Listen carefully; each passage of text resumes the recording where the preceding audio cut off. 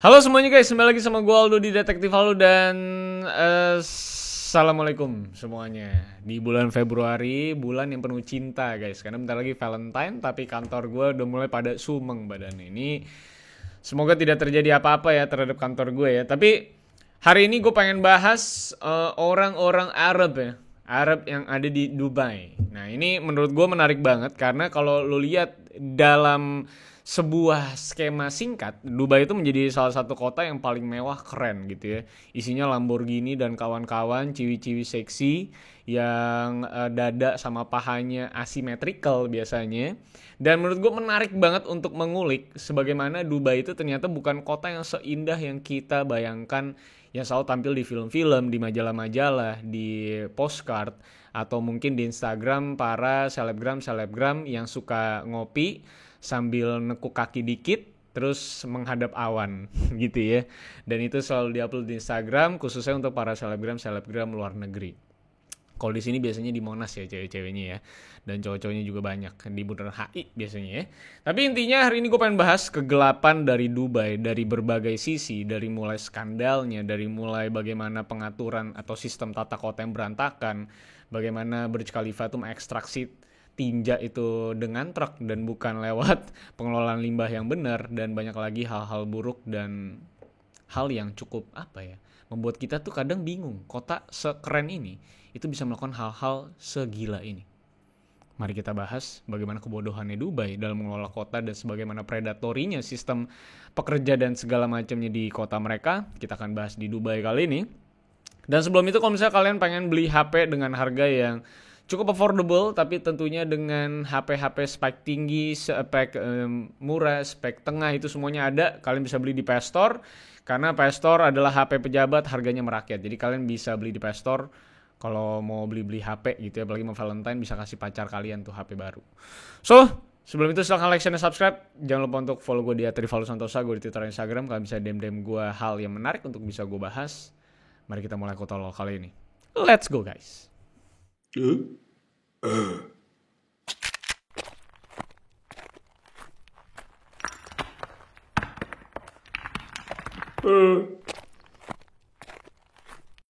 I lost myself.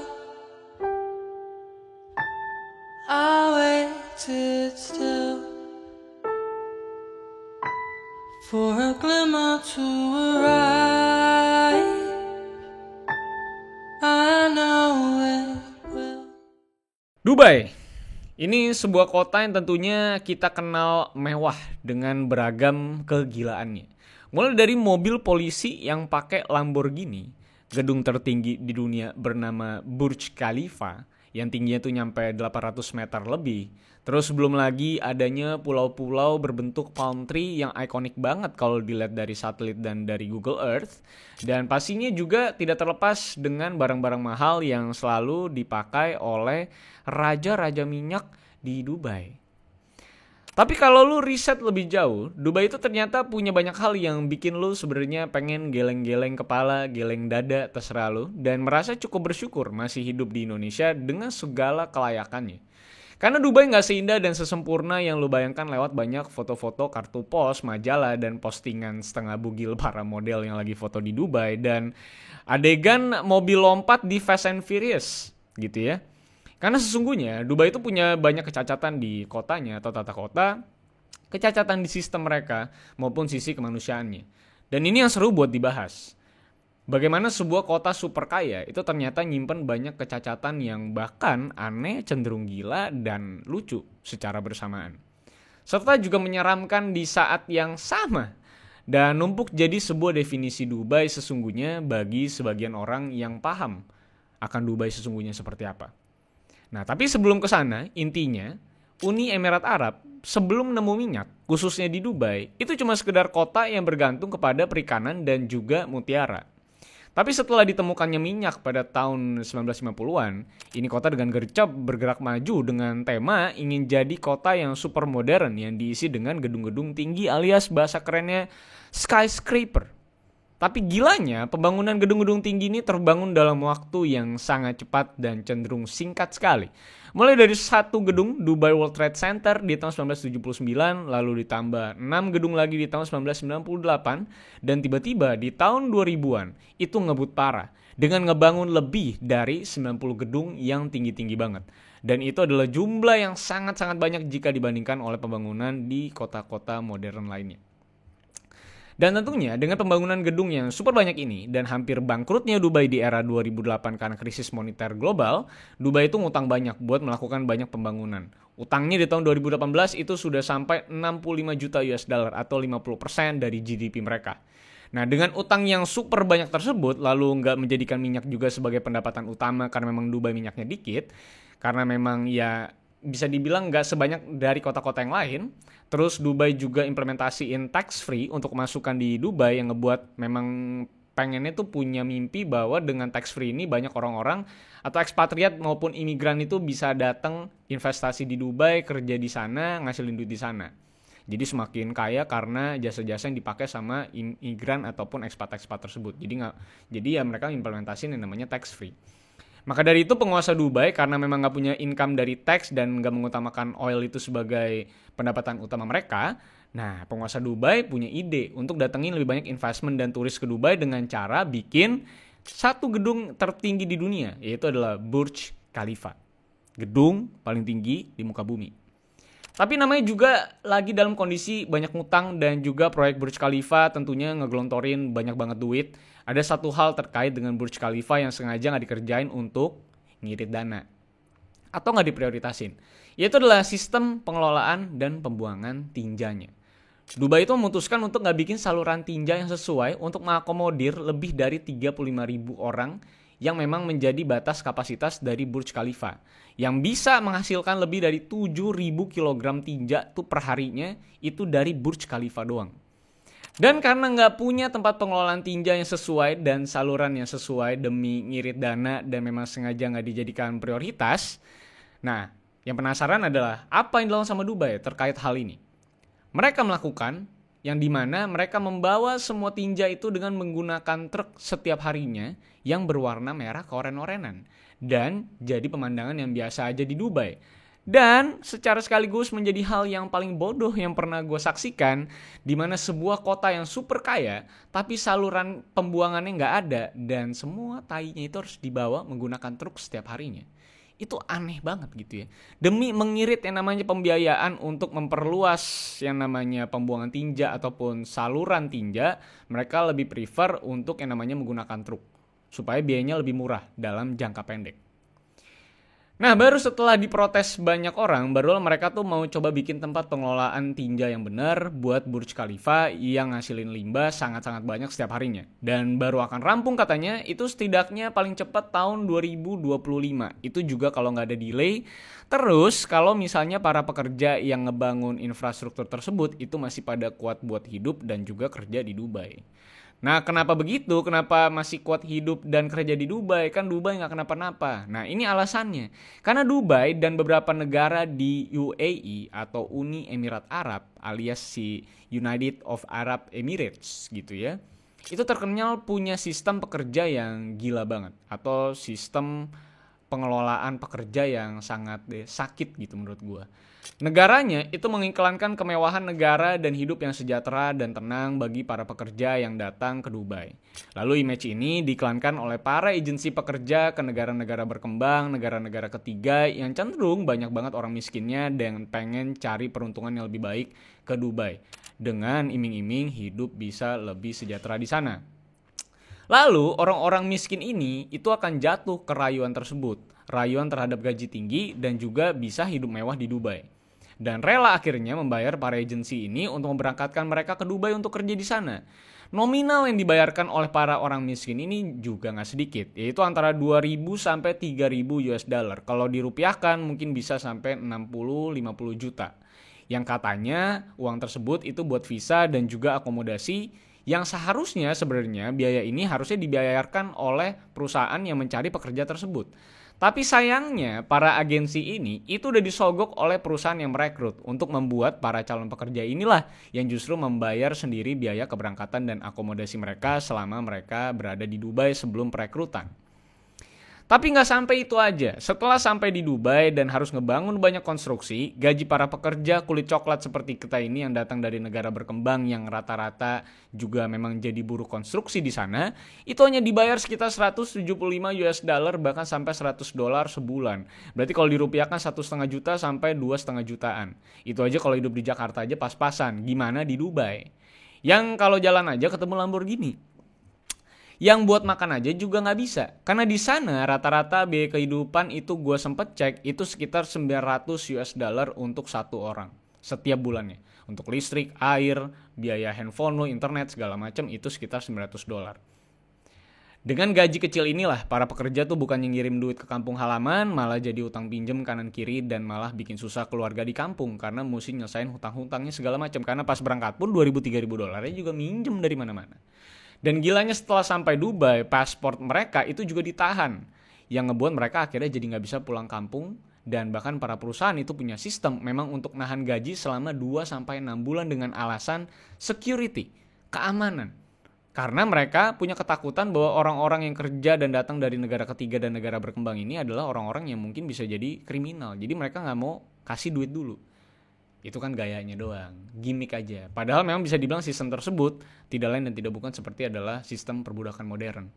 Dan memang mereka ini hanya diberikan tempat tinggal di mes pekerja yang juga nggak layak-layak banget. Yang jaraknya bahkan nggak jauh-jauh amat dari pusat kota yang isinya orang pada pakai Lambo dicat emas-emas biar norak.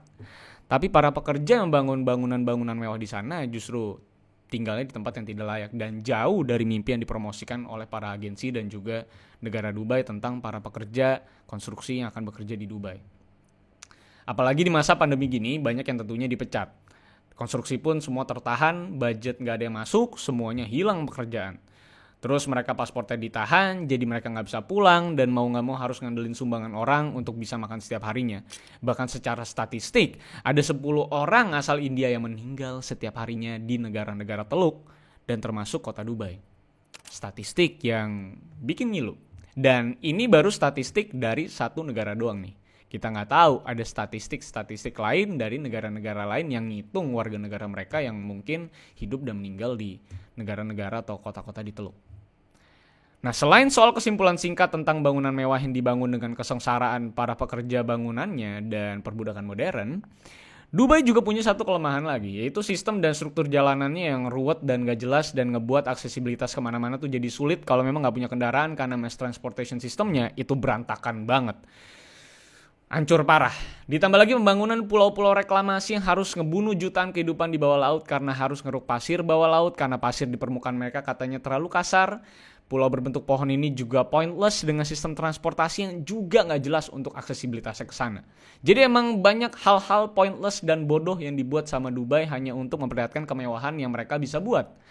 Terus pulau-pulau kecil yang dibangun untuk para orang kaya dan elit itu bangun villa itu juga kelihatan dari jauh mah kayak abis kena hujan meteor gitu. Karena bentuknya mencok-mencok dan aneh. Dan anehnya lebih bagus Pulau Seribu jauh gitu. Dan anehnya Dubai juga bikin semua tuh di setiap spot. Sehingga ketergantungan daerah satu dan daerah lain tuh jadi nggak ada. Jadi nggak ada kebutuhan integrasi satu sama lain. Dan jadi aneh banget arsitektur dan tata kotanya yang terlihat kayak dibikin sama orang yang nggak paham tata kota.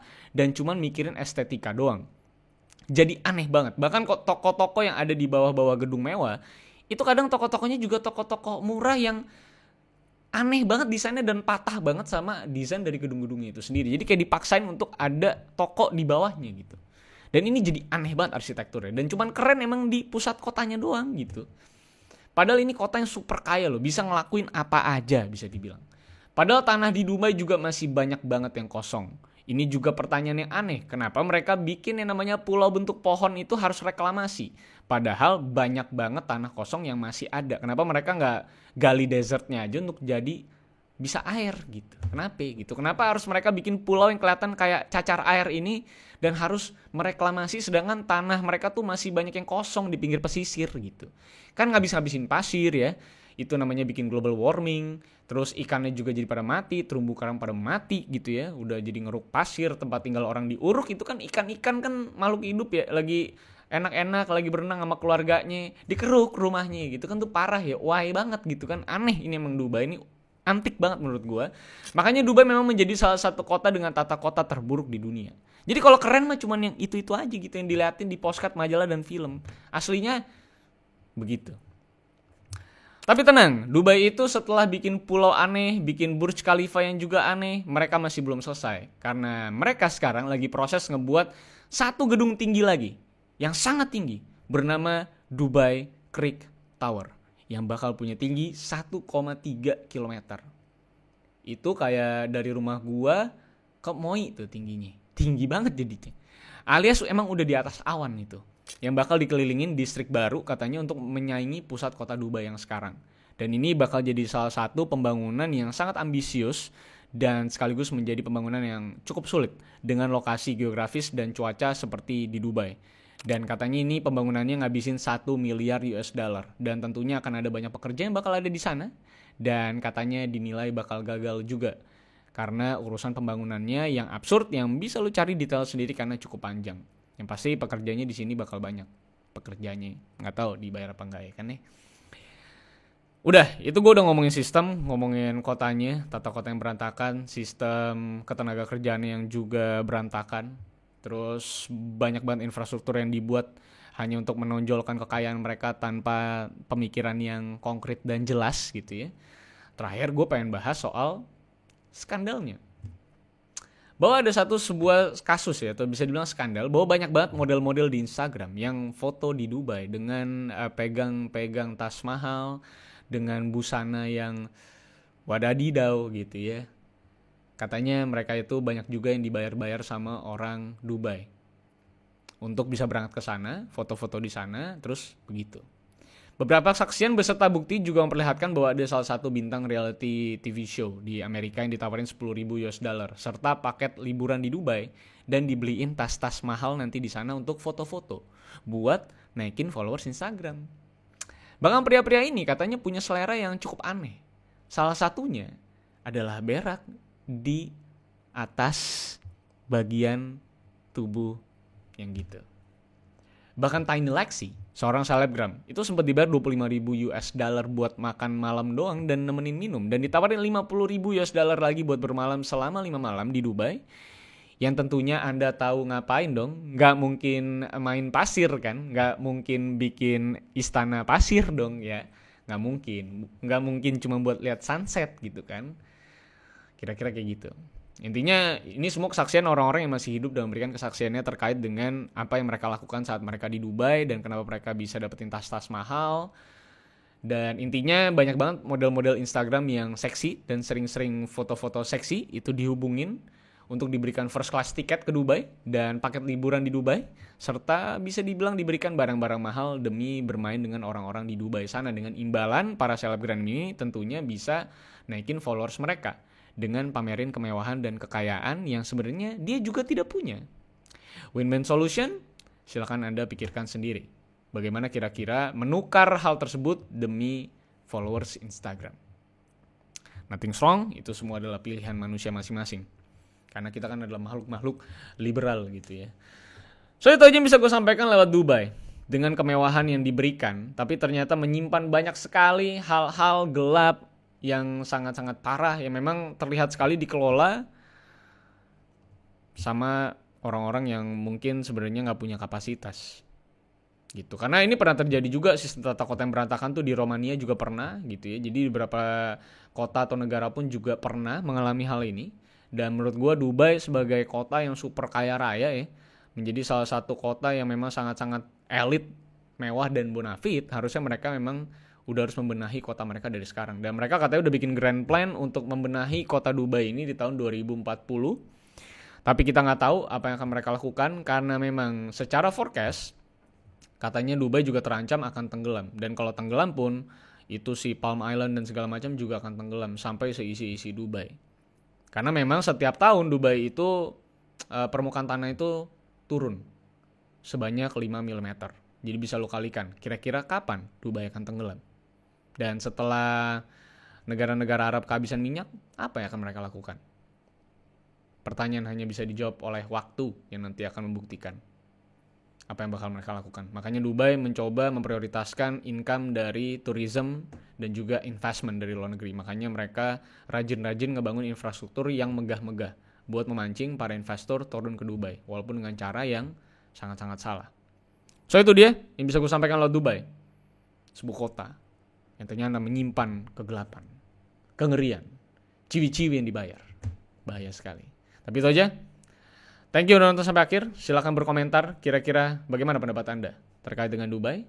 Follow gue di Instagram, gue di Twitter, dan di @rivalsantosa. Jangan lupa like, share, dan subscribe. Mari kita bersama-sama memajukan channel ini sampai ke 1 juta subscribers, Jack.